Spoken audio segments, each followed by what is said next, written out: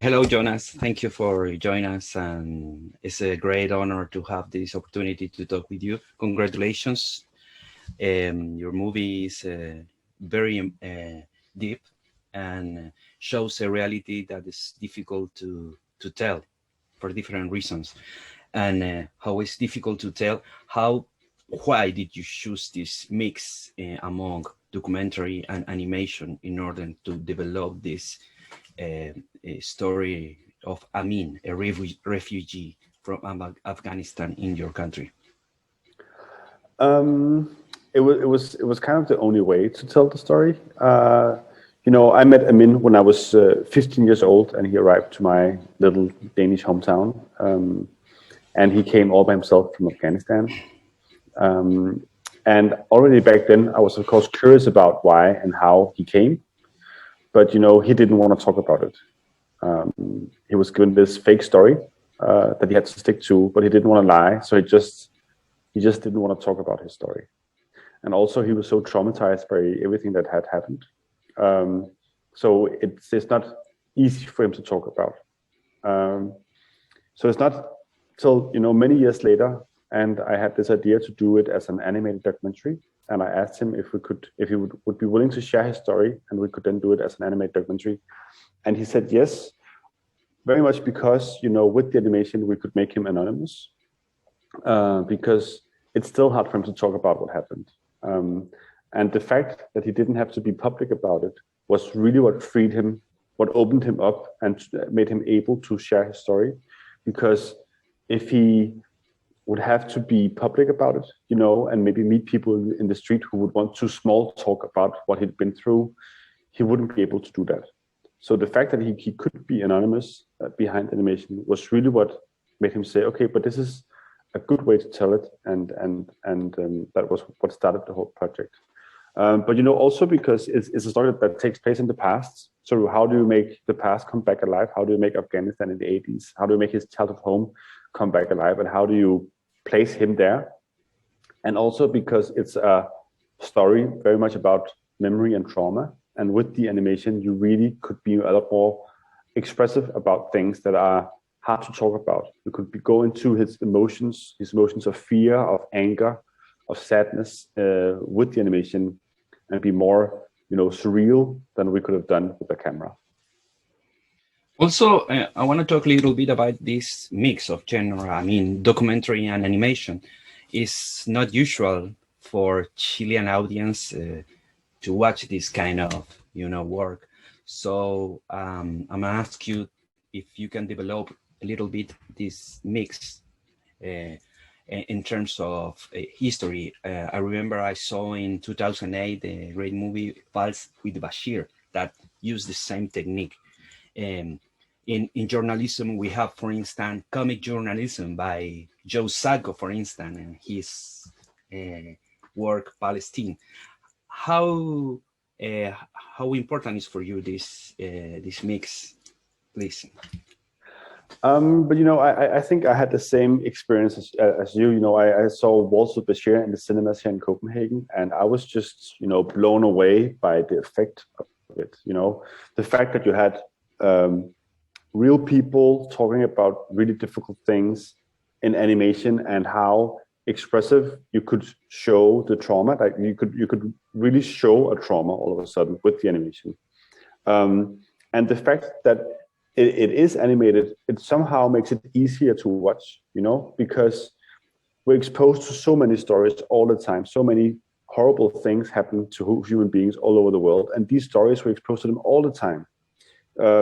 So the fact that you have to relate to a human face can be, too much, having to relate to these stories all the time. But because there's the animation in between, I think you start to listen more, because you don't kind of defend yourself. You don't try to block it out because it becomes overwhelming. But because it's animation, you listen more, and you maybe take in the story more. That was my experience, at least, when I saw Waltz Bashir. And there's a lot of good examples of, using animation in documentary. And maybe it's also something about, you watch animation as a kid, and it's a more open experience somehow. you use your imagination in another way when you look at animation, because it's so simplified. So you are allowed to put in your own emotions as well. Now, your movie is in the official submission of Denmark for Best International Feature Film in the Academy Awards 2022. But also you can have a chance in Best Picture, and also you can have a chance in Best Animation.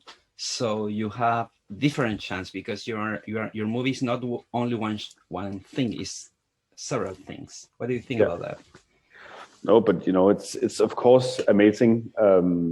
I don't want to jinx anything yet. Like, there's still a long way to go before the Oscars is there, and there's so many films that hasn't come out yet. But it's just an honor to be in that kind of conversation. And to me, I've worked on the film for so many years. I worked on the film for 7-8 years. So that work gets recognition. It's of course very, very important to me.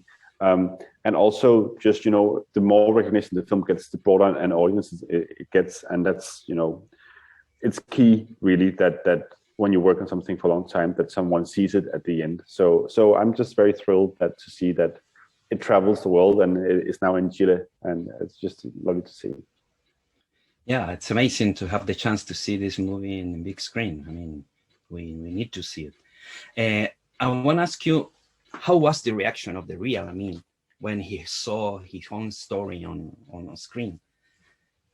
It was a very emotional experience. He was very moved when he watched the film.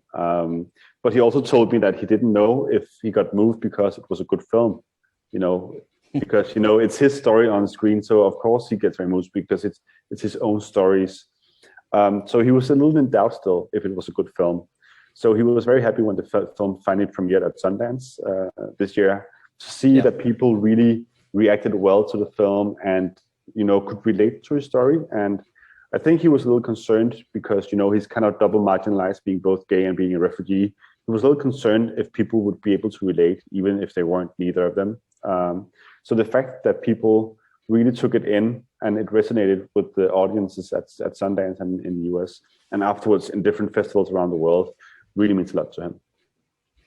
Yeah, I mean, the prize in Sundance was really focused on the movie and your work and on story as well. Talking about this double request, because the movie is a coming of age story, and also it's the story of this young man become not only a man, only a gay person. So how was dealing with that storytelling in order to show to the audience this arc, this dramatic arc, despite this is based on real events? But to me, these are really similar stories. The film is called Flee, and it's about a flight from Afghanistan to Denmark. But it's really about a person who's fleeing himself. As a kid in Afghanistan, being gay, and he wasn't allowed to do so. He wasn't allowed to be gay, so he had to kind of hide it away. And then he arrives in Denmark, and then he's not allowed to bring his past with him, so he has to hide that. So there's always been a part of him that he's had to hide. So the fleeing is really about hiding from yourself. So the story to me is really a story about a man who's looking for a place in the world where he can be who he is, with everything that entails, with his sexuality, with his past, and everything else. So yes, it's different stories, but it's also really the same. And I think it's something most people can relate to. At some point in your life, you look for that place where you feel you can be who you are. And that was really the core of working on it. Yeah, I understand perfectly. I mean, I am who I feel I am in this, place with all my books and all my toys and all that stuff, for instance. Yeah. and talking about the great idea of the film in order to create this atmosphere, because you can hear the film and you can also watch the film. There is I think you are a good DJ. Also, I know you have a radio background because you use pop songs like Aha Take on Me. Also, you finished the movie with Daft Punk. So, and among other songs. So, what about the radio background in order to use this great experience for the benefit of the movie? I think I took different parts from my radio background and put it in the film. One thing is definitely all the pop culture references, the music, also just creating the soundscape. I worked a lot with sound in my time in radio, so just kind of creating an atmosphere that felt authentic. And all the pop songs in the film really comes from the interviews of Amin saying that he had this Walkman his sister gave to him when he was a kid. And I then asked him what kind of music he listened to. And, the songs you hear in the film is basically what he listened to. And I was surprised that we could listen to kind of the same music. But that's, Yeah. it's very nice that you have these kind of cross-country cultural references that a boy in Afghanistan, a boy in Denmark, and probably also a boy in Chile listen to the same songs. Yeah. I mean, Take on Me was the biggest video clip and is the biggest video clip in history. Come on.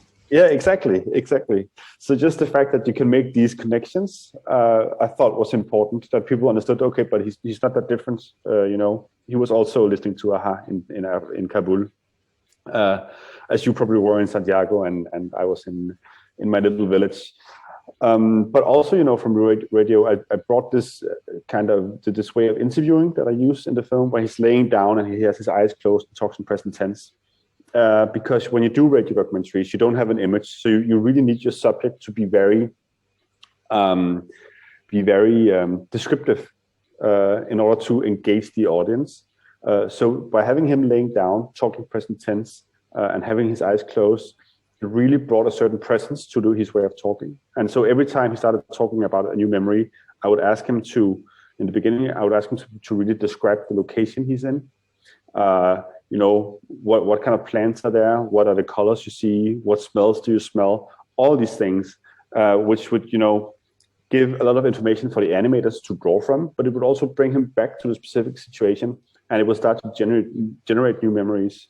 And kind of instead of just, retelling the story, he would kind of relive it, and we are able to relive it with him. And that's a technique I also took directly from my background in radio and put it in the film, just to create presence in the interviews. Talking about Flee, the title and to flee. I mean, what is your own flee? I mean, in your life, if you can. I mean, it's a personal question, but I'm a journalist. Sorry about that. No, but that's totally fine. As I said before, I think we all have a certain point of our life where we try to figure out where to be. And fleeing can be so many things. But in a part of the process of making this film, I started to talk with my own family about my own background, because I'm not a refugee. My parents aren't refugees, but my grandmother and my grandfather were refugees. And my grandmother was actually born here in Copenhagen as a refugee from Russian Jewish who fled the pogroms in Russia, and kind of they made the same route, fleeing across the Baltic Sea, and came here, and they seeked for asylum in Copenhagen and got rejected, and then they then moved to Berlin, where my grandmother grew up. But being Jewish, that wasn't the best place to be. She had to stand up in class with a yellow star on her chest, and then had to flee again. And my grandfather, he grew up in very extreme poverty in France, and his family couldn't feed their kids. So when he was 13, he was sent to the colonies in Western Africa to work when he was just 13 years old. So this sense of displacement and sense of not being able to stay where your home is and having to start over and build from scratch is something that kind of sits in my family. I've been fortunate to grow up in a place where I feel safe and I have a home, but I kind of realized in the process that what happened to Amin is something that could happen to everyone. I feel the same for personal reasons. I have the same empathy. I understand completely. And there are moments in your very good movie that it seems like a horror movie, especially the setting, Russian settings. They are awful. I mean, they are perfect, but the feeling is awful. It's like being in a horror movie. How was for you to explore that dimension in the movie? You know, it really came from Amin's testimony and his experiences, and then just trying to give that visuality. And of course, some of it is very one-sided, because of course there's also great people in Russia and great places in Russia. But he was just met with an enormous amount of what do you call it, suppression, and people who just tried to pressure them for money, and and Russia was a bad place right when he was there. The wall had just come down, and those people were starving, so it was not a good place to stay. And of course, I did a lot of research, finding a lot of archival footage, and you could just tell how people struggled at the time. And I can only imagine how hard it must have been for a young boy to have to live through that. I remember the first time I went to Russia, and like 20 years ago, and my first desire was, I want to go to McDonald's. So that scene in the movie, because you have this scene set in McDonald's in Russia, Right. was very, very cool. Congratulations, by the way. Very good scene. Thank you.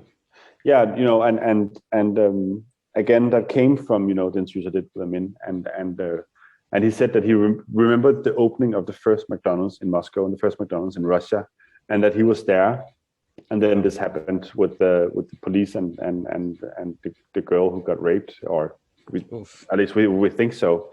But then I could just go back. I could find archive from that situation where he was there, and see what things look like, and we could kind of copy things directly from the archive and into the animation, and draw things, and make also to kind of make it feel like the animation and the archive came from the same world. I really wanted to remind people throughout the film that this is a real story, that this is based on historical events that happened in the world we all live in. The reason why he's pushed out of Afghanistan and everything he goes through is because of historical events, and just to remind people that this is in its core a documentary film. My last request is, can you please invite the Chilean public to see your movie in FIDOCS, please, on big screen here in Chile? Sure. Is it in all over Chile, or is it just in Santiago, or is it just in Santiago? Okay. So hello, Santiago, Chile. My name is Jonas Rasmussen, and I'm the director of Flee, which is an animated documentary that's screening now in Santiago, and I hope that you will come and experience a journey of a very dear friend of mine who I met when he was 15 years old and I was 16, and he spent 5 years fleeing from Afghanistan to Denmark. So I hope that you will come to the big screen, come to the cinema, and experience what he experienced. Thank you so much. And my very, very last question, I swear this is my last question because we don't have time. Are you good in drawing, or you suck? I'm really bad at drawing. It would be a very different film if I had to do it. Actually, while doing the interview, I did this. Wow. So it's a good thing I'm not the animator. You suck at drawing, really. I really suck at drawing. But actually, there is my animation director forced me to do a little drawing for the film. So there is in a sequence at the very end where we're in a hotel room in New York. There's a notebook on the bed. Yeah. Almost outside of the frame. And I drew that one. That's a little. Congratulations. Yeah, thank you. So I had a little finger in the animation. So. Congratulations, Jonas. Thank you so much for sharing your time, and I hope your movie can see for everybody and everywhere, because it's very good. Thank you so much.